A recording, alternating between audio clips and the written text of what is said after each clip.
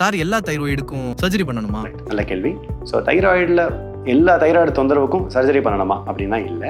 தைராய்டில் ஒரு கட்டி இருக்குது அப்படின்னா அந்த கட்டி என்ன வகையான கட்டிங்கிறத நம்ம அல்ட்ராசவுண்ட் மூலியமாக பரிசோதனை பண்ணி அது சந்தேகத்துக்குரிய கட்டியாக இருந்தால் அதுலேருந்து ஒரு ஊசி பரிசோதனை செஞ்சு அதோட ரிப்போர்ட்டுக்கு ஏற்ற மாதிரி தான் உங்களுக்கு அறுவை சிகிச்சை வேணுமா வேணாமான்ற முடிவை எடுக்க போகிறோம்.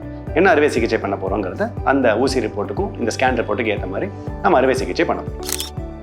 தைராய்டு சர்ஜரி பண்ண வாய்ஸ் மாறுமா இல்லை வாய்ஸ் வரவே வராது, மேல் வாய்ஸ் மாதிரி ஆகிடும் ஆர் ஃபீமேல் வாய்ஸ் மாதிரி ஆகுமா? ஓகே, நல்ல கேள்வி. எல்லாருக்குமே பிரதானமாக இருக்கக்கூடிய பயமும் அதாக தான் இருக்கும். என்னென்னா ஒரு தைராய்டு ஆப்ரேஷன் பண்ணதுக்கப்புறம் நம்ம குரல் மாறிடும் அப்படின்னு சொல்லிட்டு பக்கத்தில் இருக்கிற டாக்டர் படிக்காத டாக்டர்கள்லாம் இருப்பாங்க இல்லைங்களா, அவங்க எதையாவது பார்த்து பயந்து இவங்ககிட்ட வந்து சொல்லுவாங்க.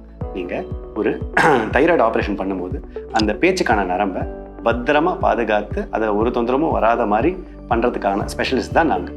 அந்த அறுவை சிகிச்சையை பண்ணதுக்கப்புறம் உங்களுக்கு ஆப்ரேஷனுக்கு அப்புறம் குரல், ஆப்ரேஷன் முன்னாடி உங்கள் குரல் எப்படி இருந்ததோ அதே மாதிரி தான் இருக்கும், ஒரு பிரச்சனையும் இருக்குது.